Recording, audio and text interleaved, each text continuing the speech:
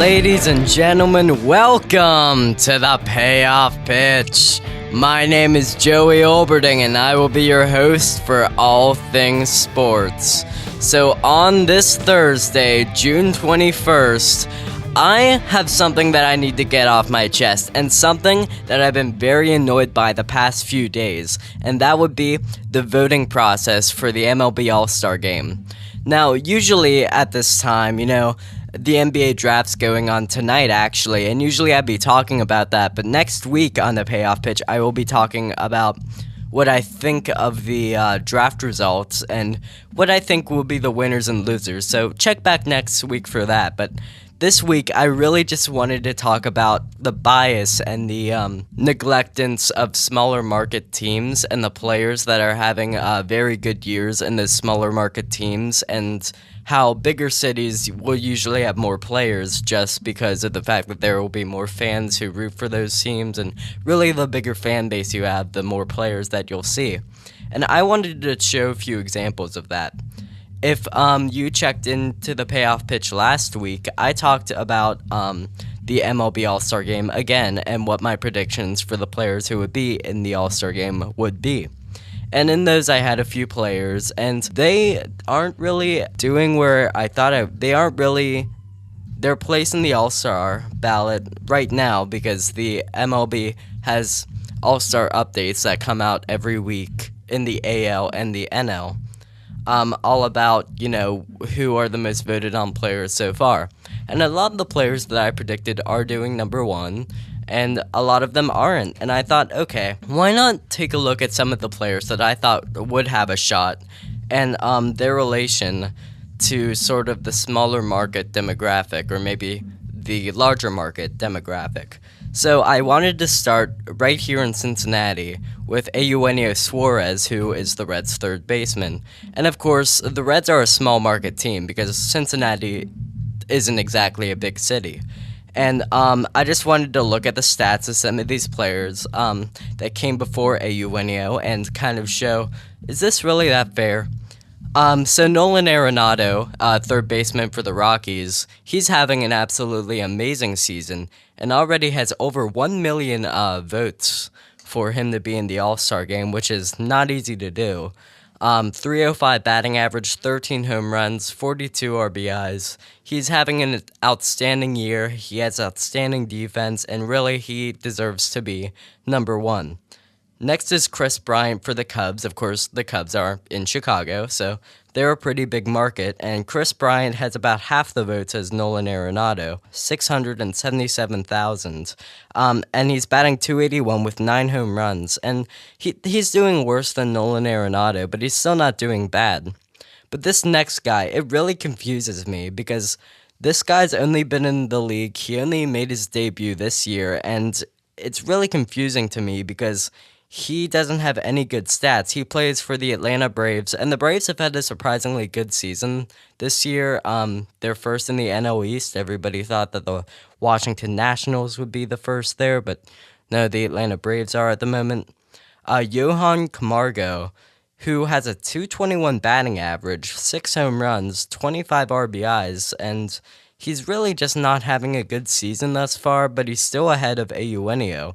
And Eugenio is batting .297 with 14 home runs and 52 RBIs, which is almost 100% ahead of Nolan Arenado, except for batting average. So it's very confusing to me as to why there's another player who does play in a bigger market, but has much worse stats ahead of a deserving player like Eugenio Suarez.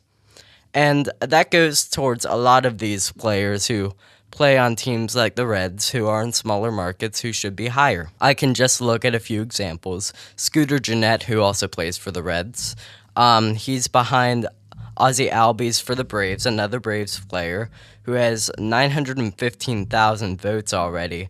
And he's doing pretty well. .251 batting average, 16 home runs. That's pretty good. And Javier Baez for the Cubs, another large market team, and the second Cubs player we've already seen after Chris Bryant, batting 255 with 14 home runs, and he's also doing well. And then Scooter Gennett, who's batting 336, which is second in the National League to Matt Kemp, who plays for the Dodgers, with 12 home runs, 48 RBIs, and who's having an absolutely amazing season.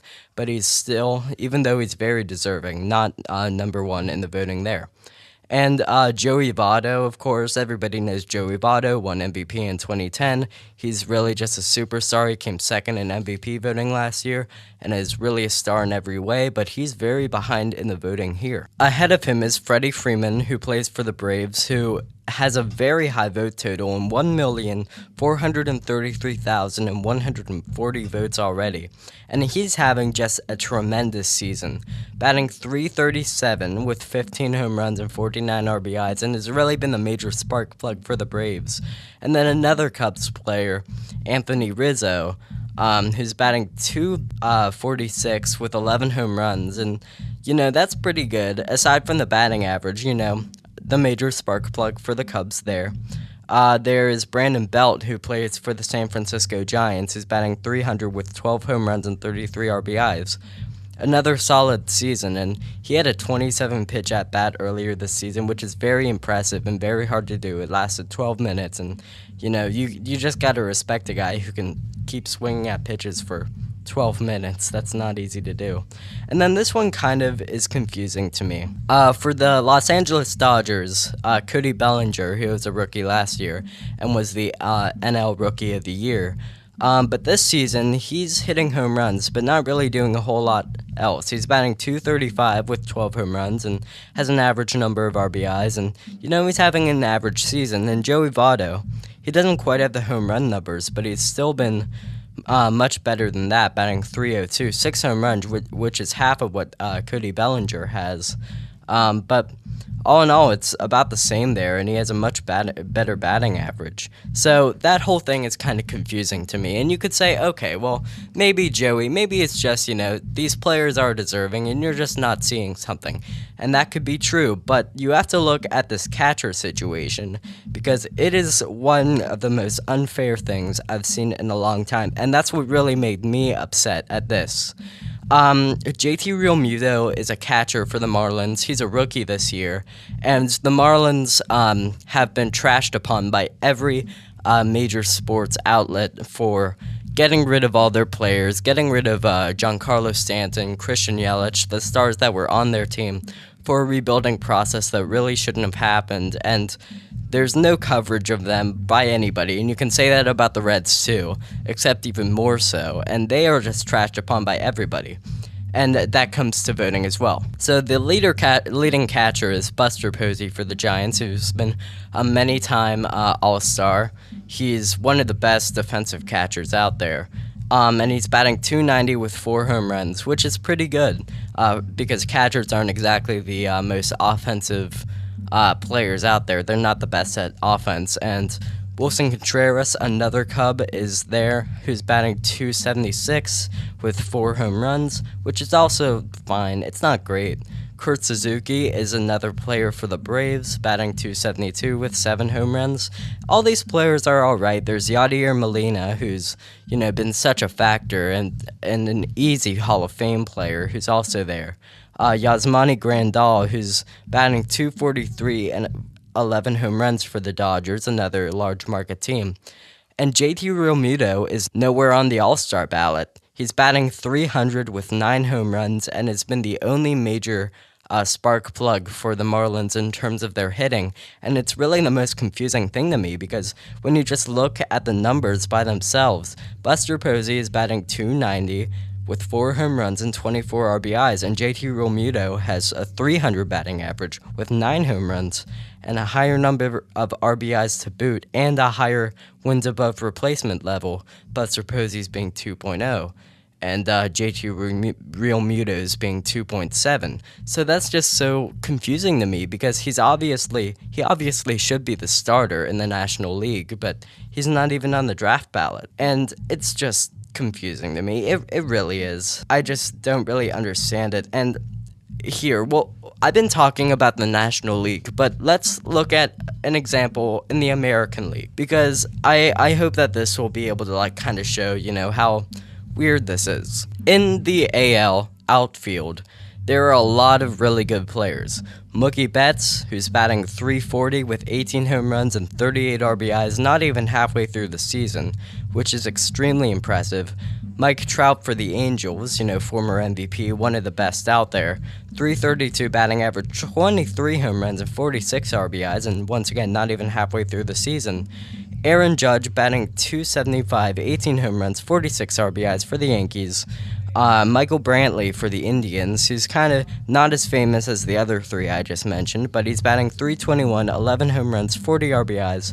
This is all from the All-Star ballot, and all these guys are very deserving. And there's a player at the very bottom, number 12 in the ballot, who's much more deserving than all the other guys who come between number 4 and number 12.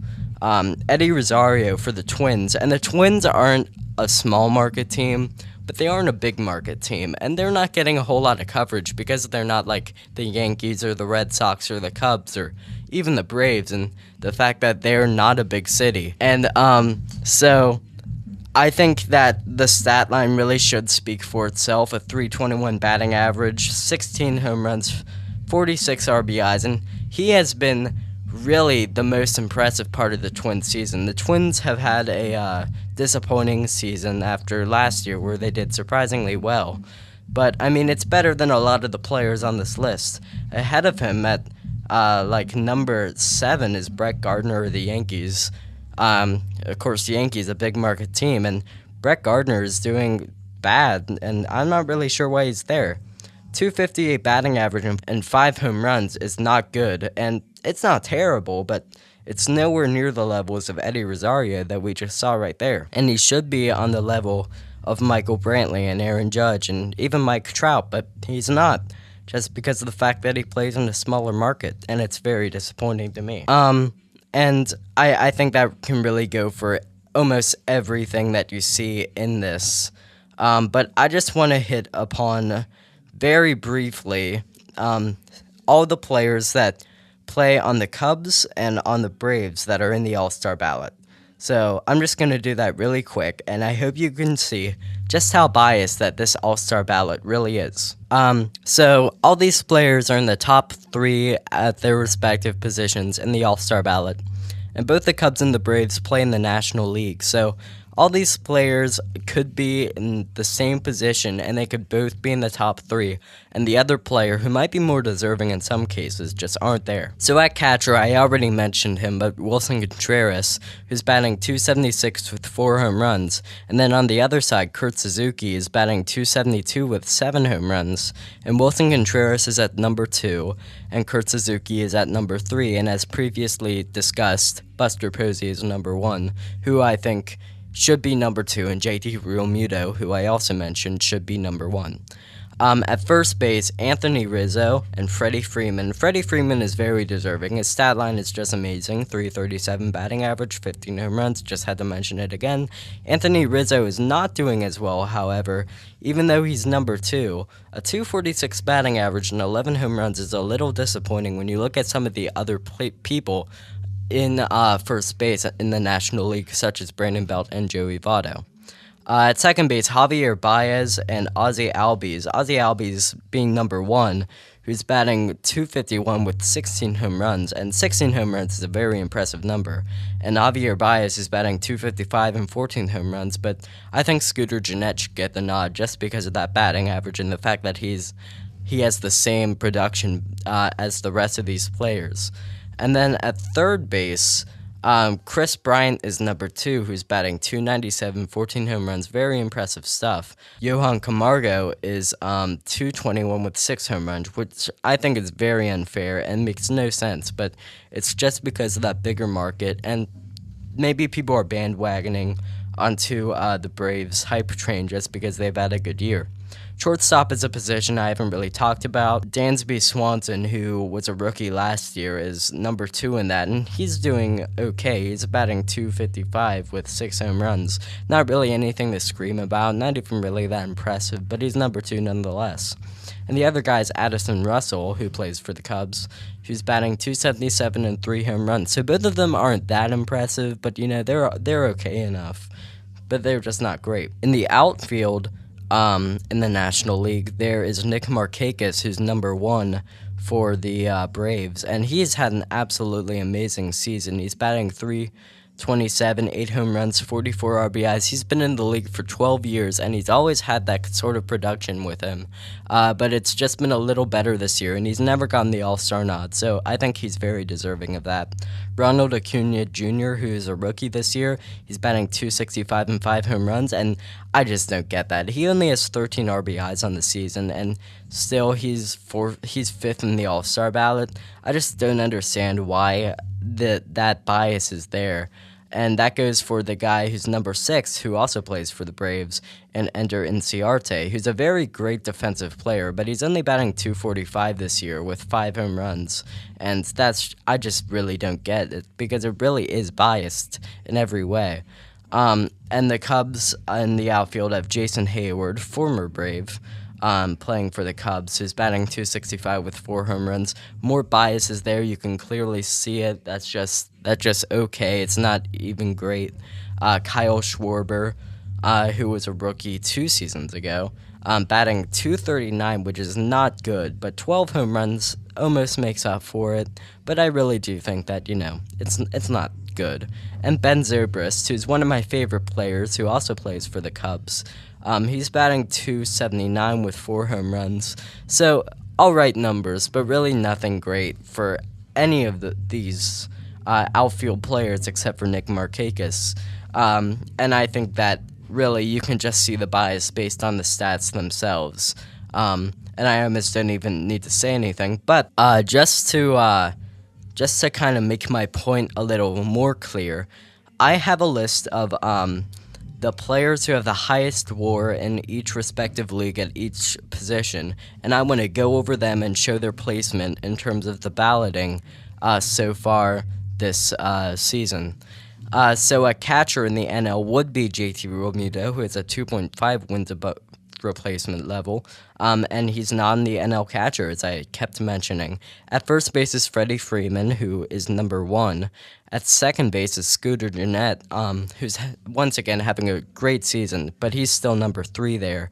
At third base is Nolan Arenado for the Rockies, and he's number 1 there. At shortstop is Brandon Crawford of the Giants, who I haven't mentioned up until now, but he's having a fantastic season, and he's number 1. But in the outfield, it's kind of annoying, because there is Lorenzo Cain, who plays for the Brewers, and the Brewers aren't a big market, they are in a small market. Milwaukee isn't a city that really gets all that much coverage, and he's having a fantastic season. He's batting like .290, he has 12 home runs, he's really been great for the Brewers, but he's 13th in the NL outfield, which I think is unfair, and I think really just doesn't make any sense. Then Brandon Nimmo, who plays for the Mets, and you may think, okay, wait, the Mets are a big market, they play in New York, that doesn't make any sense. Well, it's as with any city that has 2 sport teams, one's going to overshadow the other. You can look at that in the NBA, the NFL, and baseball, the Lakers and the Clippers. You can look at that with anything. I mean, even the LA Rams and the LA Chargers. I mean, there's one for every city. And that just goes with the Yankees and the Mets as well. And then A.J. Pollock, who's had a fantastic season for the Diamondbacks, but he's not there. But he is currently injured, so he's not on the All-Star ballot because of that, so we can see the stats later when he does get there. In the American League, at catcher is Gary Sanchez of the Yankees, and he's doing all right enough. He's not doing great, but he's still number 2, and so is the highest wins above replacement level. At first base is Mitch Moreland of the Red Sox, who's at number 2. At second base is Jose Altuve, MVP last year, and he is number 1 in AL second base, and he's had an absolutely fantastic season. At shortstop is Francisco Lindor of the Indians, and he's at number 3, and Cleveland, once again, isn't a huge market. The only thing that they really talk about, that you'll see it on as media of Cleveland, is either how bad the Cleveland Browns are, or how good the Cleveland Cavaliers are, and they don't really talk about the Indians. At third base is Jose Ramirez, also of the Indians, but he's number 1 in AL third base, so maybe I was just wrong about Francisco Lindor, but Francisco Lindor has had just as good of a year as Jose Ramirez, and Jose Ramirez is having a pretty fantastic season. At outfield is Mookie Betts, Mike Trout, and Aaron Judge, who are 1, 2, and 3 respectively in the AL outfield, so it all works out. And at DH is JD Martinez of the Red Sox, who's number 1. So you can clearly see that the NL is very different from the AL in the fact that the AL, all the deserving players are there, and in the NL, that's just not true because of the bias of the Chicago Cubs and the Atlanta Braves that you can clearly see put into those leagues. And that's what really annoys me about that, and that's why I think that the MLB should change this to be about the players voting, or maybe writers voting like they have for the Hall of Fame. It just doesn't make sense why the fans should be voting for this, because there clearly is going to be bias one way or the other, and I just really don't understand.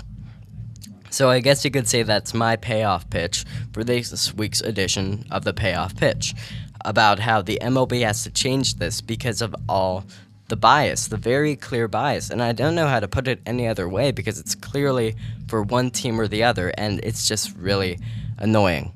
So that'll conclude this week's edition of the Payoff Pitch. I hope you check us out on Twitter at SoCo Club and follow us at Clark Montessori when you look it up in YouTube.